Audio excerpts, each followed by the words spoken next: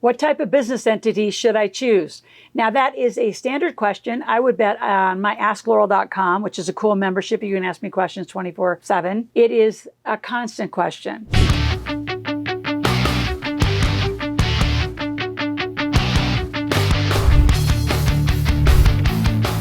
So we're going to talk about three things specifically. We're going to talk about the ownership structure to help you decide what you should choose.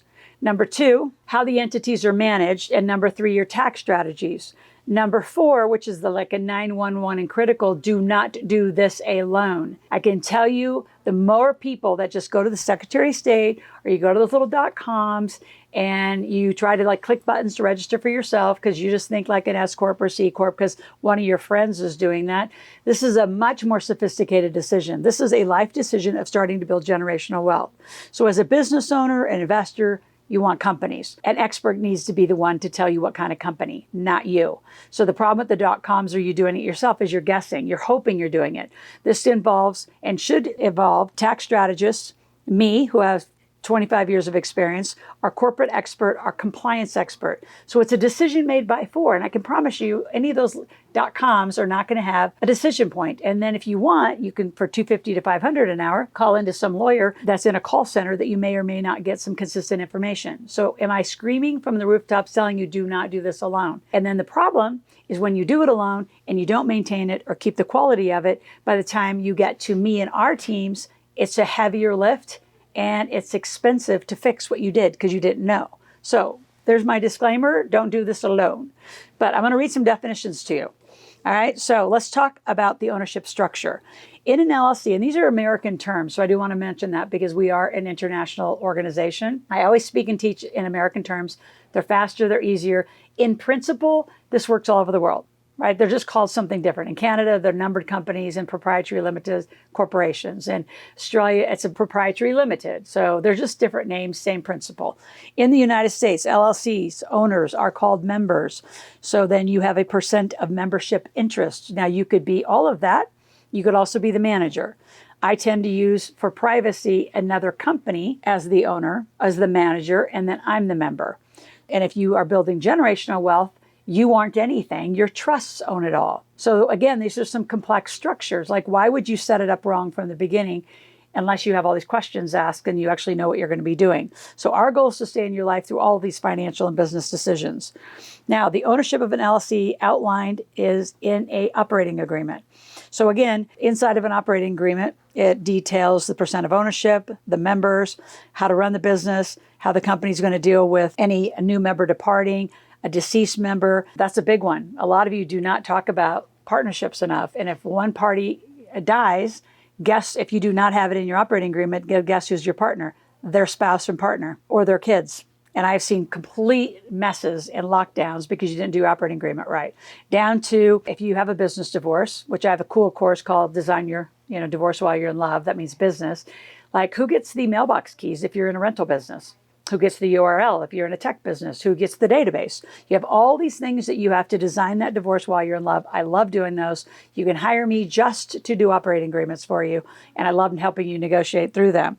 And where it gets really messy in these operating agreements is if you're in a family business, because then you have to design a double divorce. It's the business divorce, and how are you still going to be in the family? And then if you have trusts all tangled in it, do you see the complication? This isn't just a, hey, I'm going to go get an LLC. This is a conversation about your life, your goals, your situation. What do you have if you're in a blended family or you're divorced? Like, all these issues are in your operating agreement. As you can tell, I love to do them. Now, a corporation is completely different. A C corporation is completely a different tax entity and separate from you. It doesn't flow through to your personal returns. So an S Corp and a limited partnership, they flow through as well. So a corporation, which is C Corp, it has shareholders and it has bylaws. It has a completely different set of documents. In fact, I'm going to show you at the end what a corporate binder looks like. And a lot of you, when you go to a .com, you might get an EIN piece of paper, an article of incorporation piece of paper. Maybe they'll give you just an off-the-shelf stock like operating agreement or articles of incorporation, but you don't have the seal. You don't have the actual stock certificates. You don't have half of the documents you need to even walk it to a bank to get a proper company bank account. So really important. So in the link below is a link for a strategy session. I want you to talk to one of our senior strategists. I want you to talk about what you want. We'll take you through a whole series and we'll help you decide what you need based on your goals. Now, second thing I want to talk about, how are they managed? Lots of misinformation on this thing called the bathroom wall, the internet. Some internet-like sites literally will say, you don't need to do corporate minutes or resolutions, and you can just put it on an auto fix and your LLC will stay alive forever. That's not true. You have annual filing fees. Some states, some counties require you also to have a business license. So again, this is not one size fits all. This is, what do you want? What are your goals? How do you do it? LLCs absolutely need corporate minutes and resolutions. So do S Corps, so do C Corps, all of them. What else do you have to do to manage? The people that are running it, the managing the members. You have to adhere to non-commingling in the tax side. So you can't just use your LLC like it's a personal bank account. If you do and you get audited, yeah, good luck on that. By the way, when you work with our teams, you will never talk to a 3-letter agency. Our teams will, I will, your accountant will, lawyers will. You're not talking to them. Somebody asked a question just recently on Ask Loral, how many times do our clients pass audits?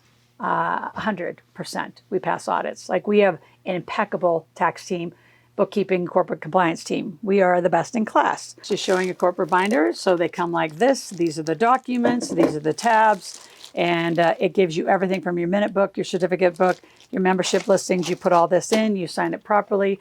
You get a corporate seal to sign your stock certificates. All of this is critical inside of it. Before I go on to the tax advantages, which I think are the biggest part of this, I call it living corporate life, I want you to subscribe to my channel, click that notification button. I want you here every day. I have a ton of content in this category. So you go to the search bar, put in how to use an LLC, why to use an LLC, tax advantages, what can you deduct, what can you not deduct, all this stuff. So again, I want to offer you a link. I'm going to continue to do this to get all of you watching this more. I want you to binge watch. So 25 hours gets you $750 of credit towards a new tuition. So give me 50 hours and I'll give you $1,500 of credit towards a new tuition. I want you out here binge watching. Why? I need you financially and business literate, and a lot of you aren't even close. You say you want to be, but you're not. So, and please share this with a ton of people, especially all those people. And you NIL guys, this is what you need. You need a conversation. And you can either pay tax to the IRS or pay a little bit to get your life structured and functional for the rest of your life, and not just ending. Like when you're done with your NIL career or whatever you're doing to you athletes, then you're going to transition this company. You're not going to close it. You're going to transition it to maybe real estate investing, or maybe you write a book and you do what I'm doing, you education. You never take these down. That's the other mistake. So many people start a company, take it down, start a company, take it down. I start a company and I repurpose it, and it has 10, 20, 30, 40 years of history of financial transactions. Makes it extremely viable. Huge tip, no one tells you. Tax advantages, you activate the tax code. As an individual or sole proprietor, you get a little Schedule C. Whoopee, 13 to 30 deductions. When you activate an LLC, an S Corp, a C Corp, like corporate structure, you activate 81,000 pages of tax code in the United States. So you can pretty much write up everything but about 8 to 10 things. So then you live your life through the corporation, not as an individual. Our saying is to own nothing but control it all. It's a Rockefeller thing. It's a principle that we live and breathe by when we help you become millionaires. So hope that helped. Again, I want you to go to the link. Number one action from here is have a senior strategy meeting with one of our teammates today. The minute you hear this, and even if you think you know it all, go research around the bathroom wall called the internet. You're going to hear thousands of different things. Interesting. We're right. We've been doing this for decades. So any other questions, go to askloral.com, AskLoral. Ask a question, make a request. We'll be back tomorrow.